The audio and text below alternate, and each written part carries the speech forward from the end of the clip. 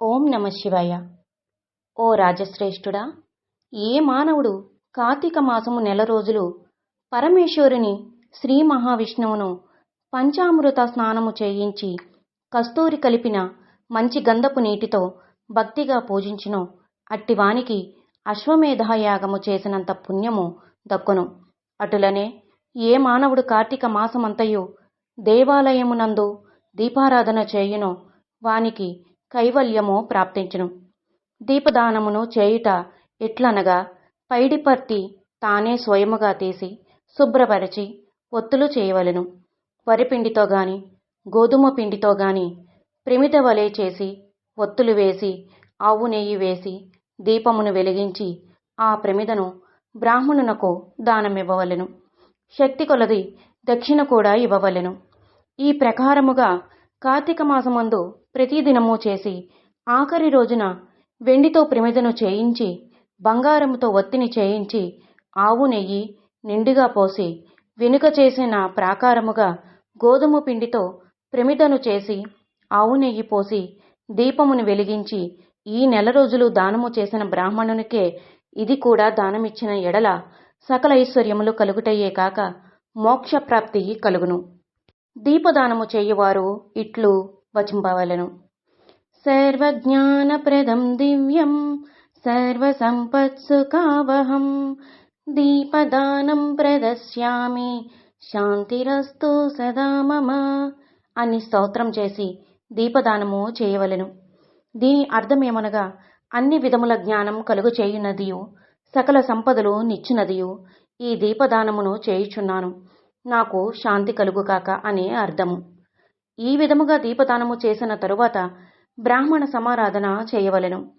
శక్తి లేని ఎడల 10 మంది బ్రాహ్మణులకైనను భోజనమిడి దక్షిణ తాంబూలములు ఇవ్వవలెను.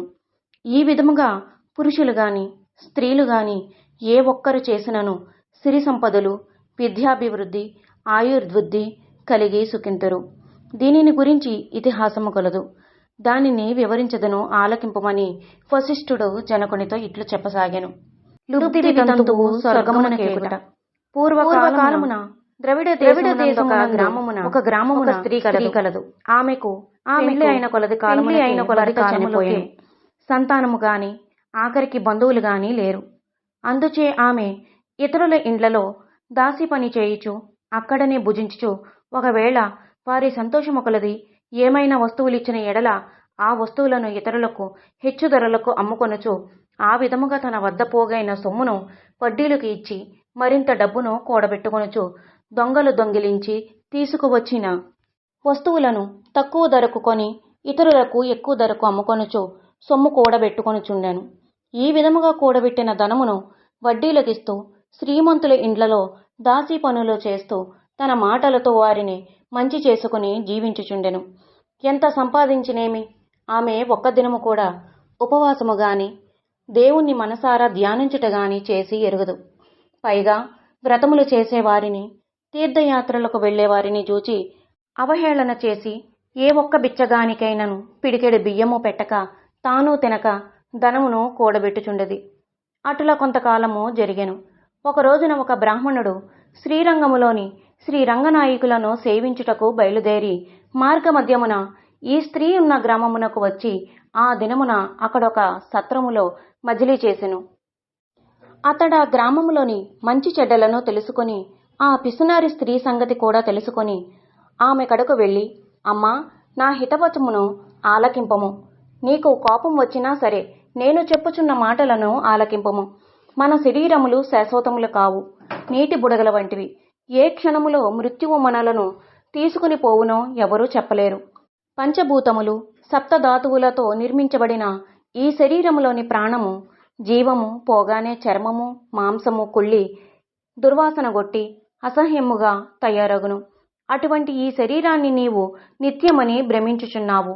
ఇది అజ్ఞానముతో కూడిన దురాలోచన తల్లి. నీవు బాగా ఆలోచించు.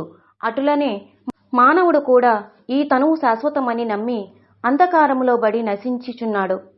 కాన నా మాటల ఆలకింపు. నీవు తినక ఇతరులకు పెట్టక అన్యాయముగా అర్జించిన ధనమును ఇప్పుడైనా పేదలకు దాన ధర్మములు చేసి పుణ్యమును సంపాదించుకొనుము. ప్రతిదినము శ్రీమన్నారాయణ్ణి స్మరించి వ్రతాధికములు చేసి మోక్షమునొందుము. నీ పాప పరిహారార్థముగా వచ్చే కార్తీక మాసమంతయు ప్రాతకాలమున నదీ స్నానమాచరించి దాన ధర్మములు చేసి బ్రాహ్మణులకు భోజనము పెట్టినచో వచ్చే జన్మలో నీవు పుణ్యవతివై సకల సౌభాగ్యములను పొందగలవని ఉపదేశమిచ్చెను.